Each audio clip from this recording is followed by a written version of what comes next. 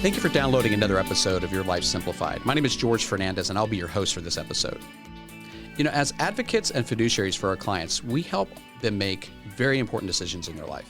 As we talk to our clients about Social Security, it's not a matter of if, it's actually when you're going to be making this decision. And so what we're going to do today is we're going to address three big questions that our clients have been asking us about the topic of Social Security. So today we have Joe Hendrix from our Oklahoma City office. Joe is a senior wealth advisor, CFP, and CPA. So Joe, welcome to the show. Thanks, George. Glad to be here. It's great to have you here. So Joe, why don't you take just a couple of minutes and introduce yourself to folks a little bit more? Sure. So as George, you mentioned, I'm a certified financial planner as well as a CPA, and work with clients and with Mariner and help them with overall financial life management. And so with that, there's so many different things that go into that, and whether it be your estate planning, your retirement planning, investment management, help them planning for the transition of your wealth to the next generation. But in like on today's topic, it's also helping on Social Security and Medicare.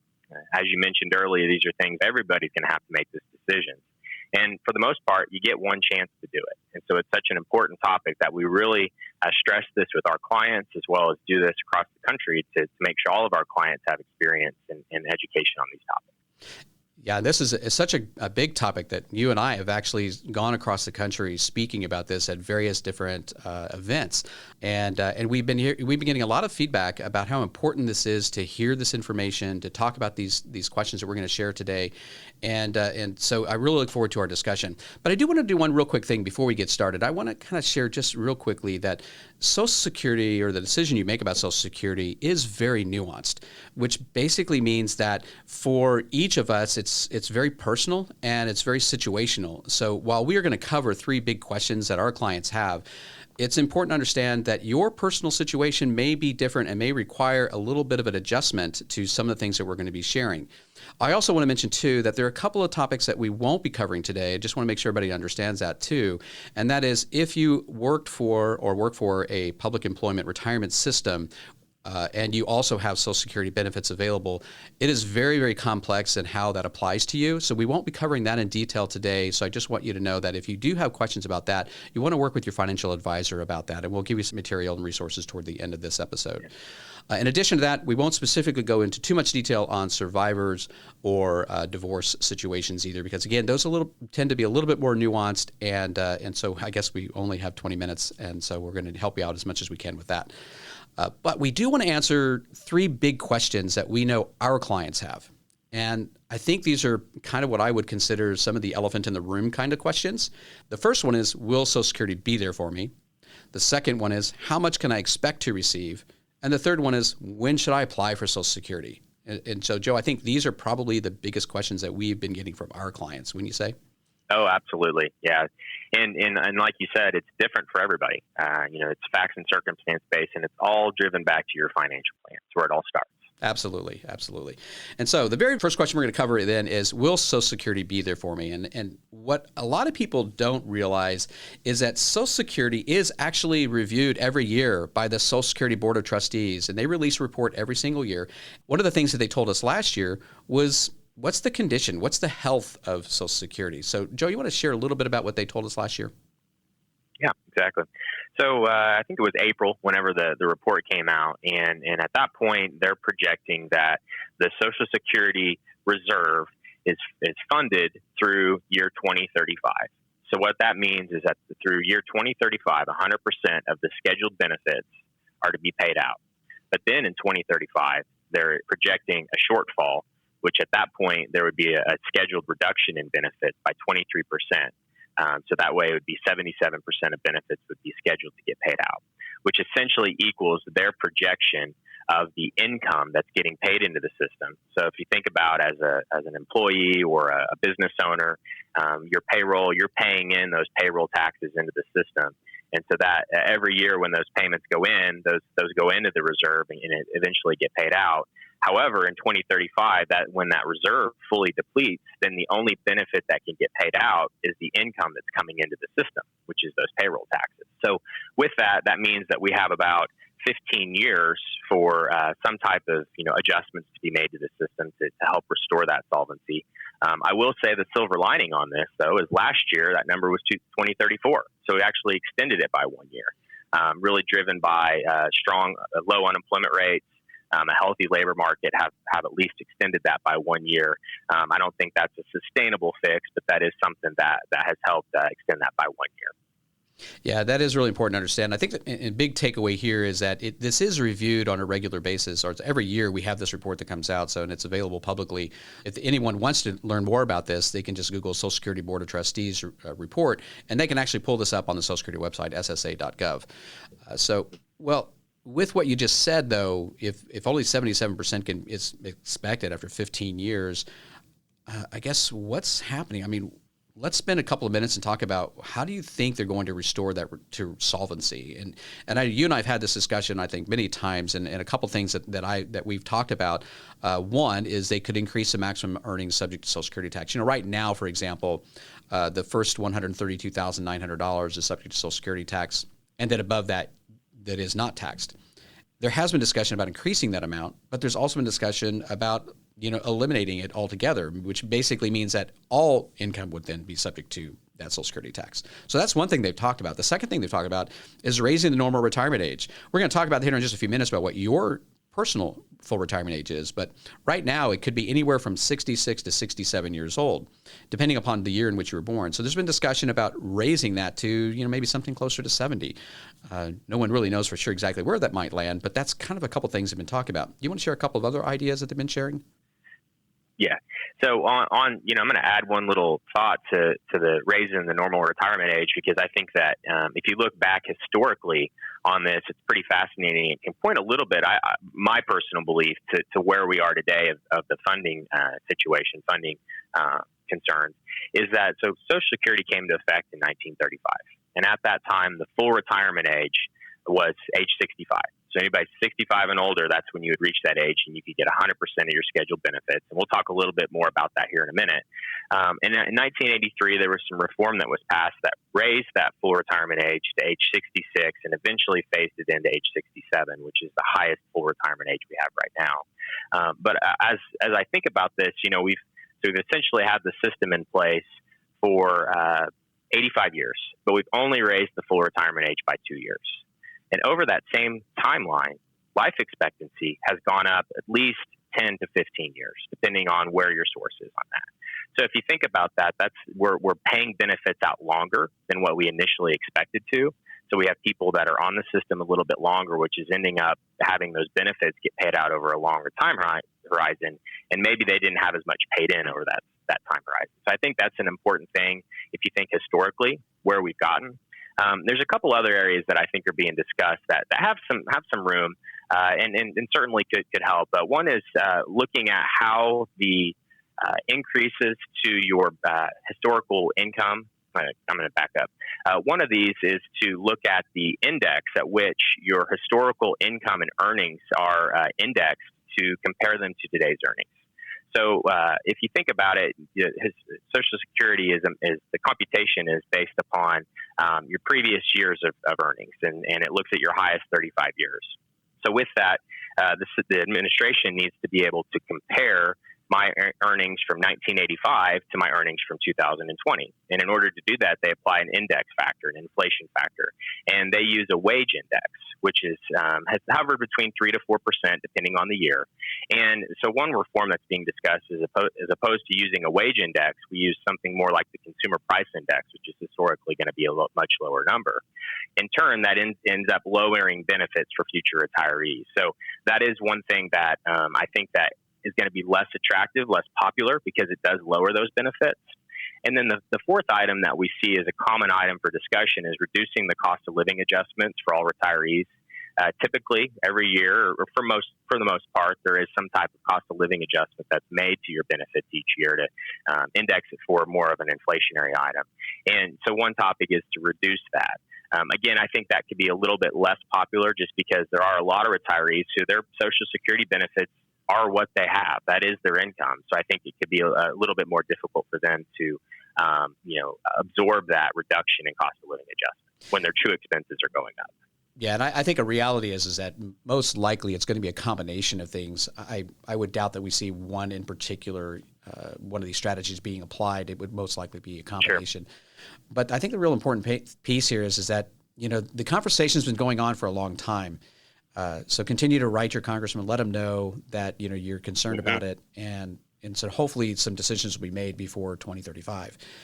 So that we can George, do you think it's, I know as I'm talking to clients, when we build financial plans, all of our clients have different fact patterns. And for some, their Social Security benefits make up a much larger component of their retirement income, and others it doesn't.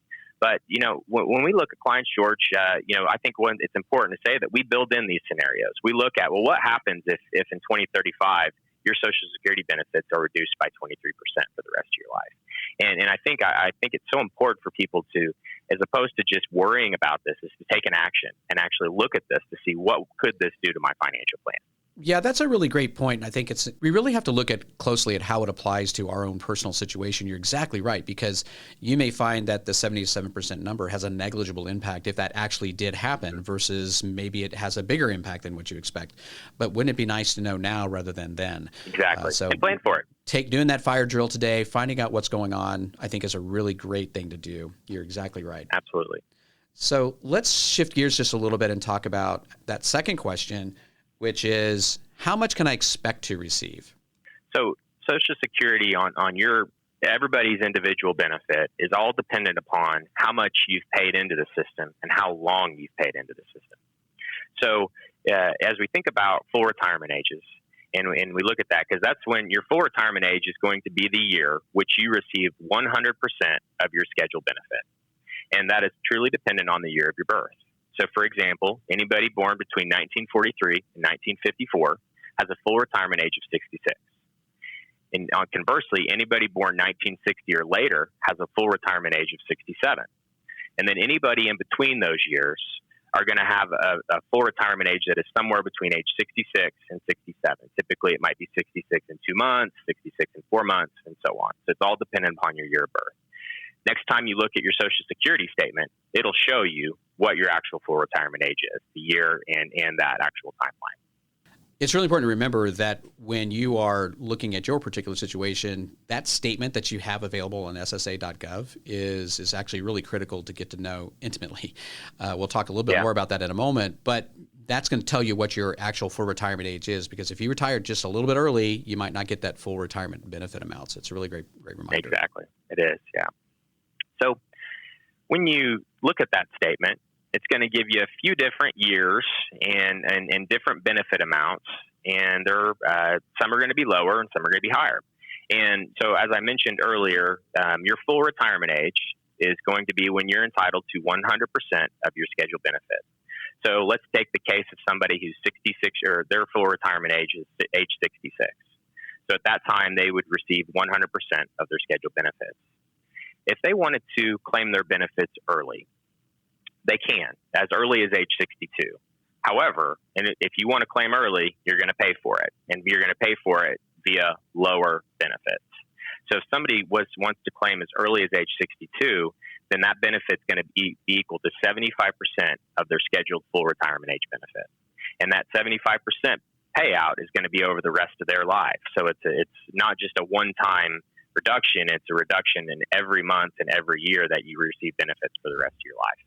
It also has an impact on survivor benefits too. When you think about that, when you claim a lower benefit, that follows you, and if you have a spouse that would eventually receive your benefits someday, it could impact them as well. So conversely, we have our full retirement age where we get 100%, but you can also wait, and you can wait as long as age 70. And so Social Security Administration allows us to do that, and if your financial plan allows for you to do that from a cash flow perspective, well, it may make sense to do that. And every year you wait past your full retirement age, you get an 8% increase in your scheduled benefits.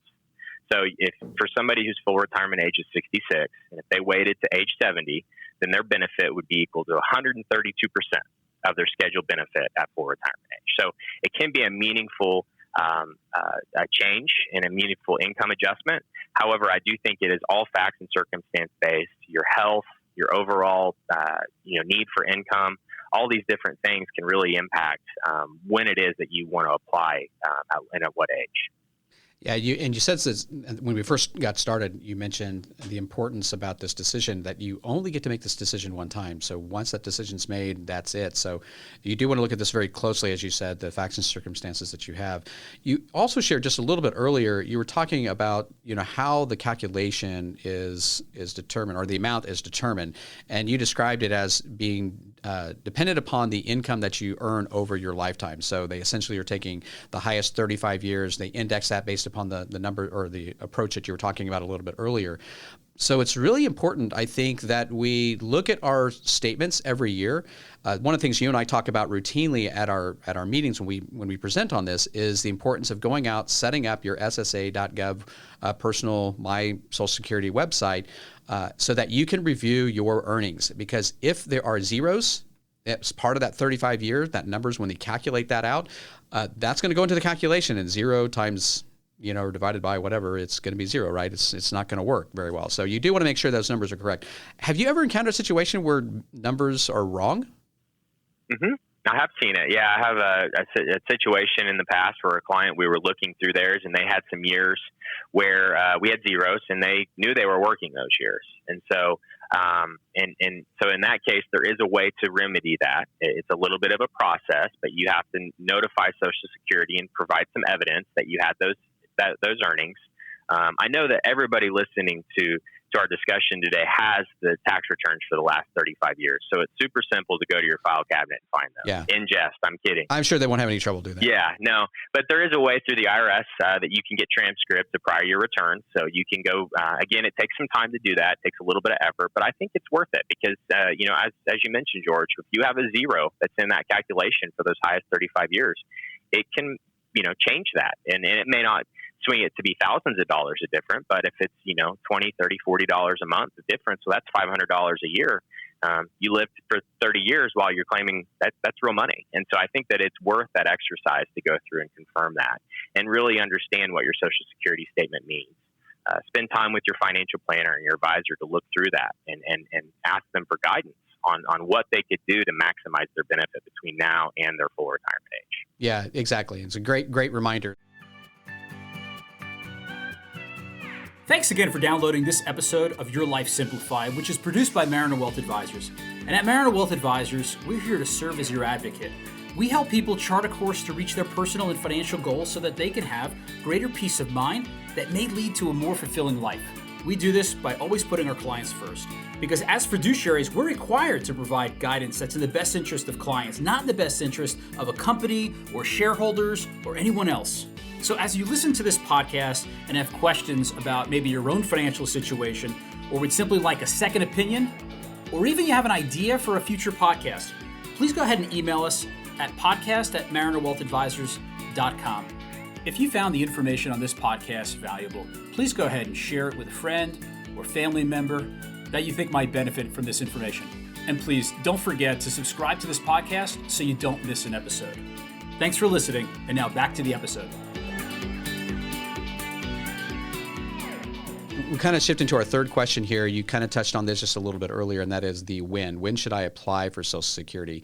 And you already kind of described the way in which it's calculated, which is if you take it early, you could, at age 62 as an example, if you're 66 as your full retirement age, it's 75% of that number. So if that's $1,000 that you're going to receive in Social Security at full retirement age, and you take it at age 62, that's actually $750. Conversely, if you waited until age 70 to take that same benefit amount, then it would be $1,320 instead of $1,000. So again, that decision can be made only one time, and it lasts the entire life, and it also affects the survivors for that. Yeah. But let's dig just a little bit deeper on that and kind of talk about, what are some things that we should think about from a break-even standpoint when it comes to making that decision?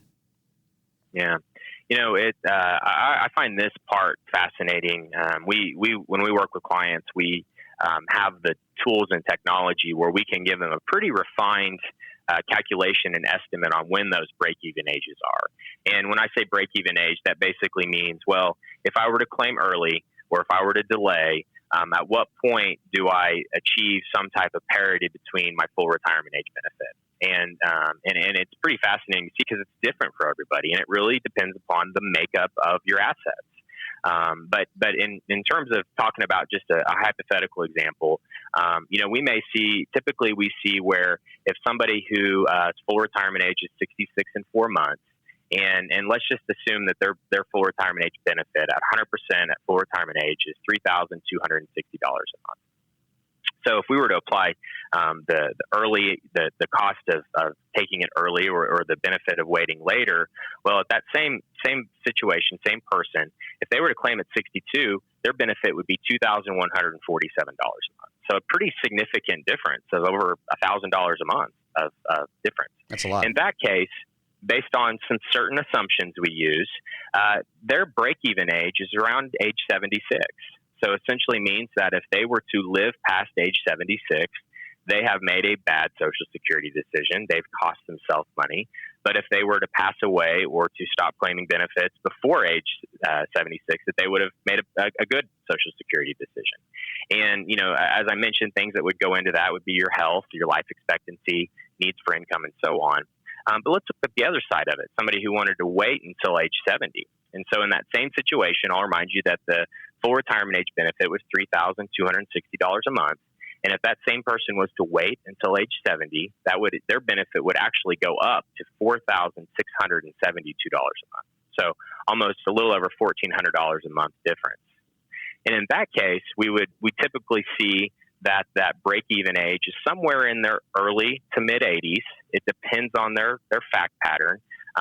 Earlier, I mentioned that you really need to look at the makeup of your assets. And what I mean by that is, we typically see, most clients have a variety of assets. They're going to have some cash in the bank. They're going to have some retirement accounts, maybe a traditional IRA or a Roth IRA or some type of similar 401k. They might have some taxable assets that are in more of like a trust account or assets that they've just saved outside of their retirement accounts. And because of that, everybody's situation is going to be a little different. And you may have a situation where somebody's full retirement age, let's say, is 66. They want to wait till age 70 so they can maximize their benefit. But all their assets are IRA assets, tax-deferred assets. So in that case, they're going to have 4 years where they're going to have no income, and they've got to pay their expenses somewhere. Or they're going to have no Social Security income, and they're going to have to pay their expenses somewhere. So essentially, they've increased or accelerated the income tax from those IRAs because now you can wait until age 72 until those RMDs kick in. And so that actually can push back that break-even age a few years because you've accelerated some income tax. So again, there's no magic answer to this. If you can tell us how long you're going to live, when you're going to die, then we can tell you when to claim your Social Security exactly. But we do think it's something that it makes a lot of sense to spend time with your advisor, sit down, and really formalize the plan on that, especially as you start getting closer to those ages. Yeah, all great reminders, because so often we hear folks share stories about, well, my neighbor waited till age 70, so that's what I'm going to do. Or, my neighbor, took it at age 62, or I want to take it at age 62 because that's when it's available, and I want to make sure that I get it early, so in case I don't get it don't have a chance to get it later. Yeah. We kind of talked through that on the first question. So it's really important to look at this very closely because, in some folks, I have done an analysis on many occasions where it did not make sense to wait until age 70. And others, it made absolute sense. It just depends on the situation. So as we kind of wrap things up with these 3 questions today, let's talk about next step. What do folks do now that they know this information? Mm-hmm. How do they go to the next step of kind of their personal situation, determining what the best decision for them is? So my first step for anybody that has not established their login on SSA.gov is to establish that login. That way you've created it, you own it, it's your password. There is some cybersecurity considerations on Social Security that we really haven't touched on today, but I do think that people should, for anybody, I've got it created, my wife has hers created, get your Social Security login established. Download your earnings record, get your statement, and then sit down with your advisor.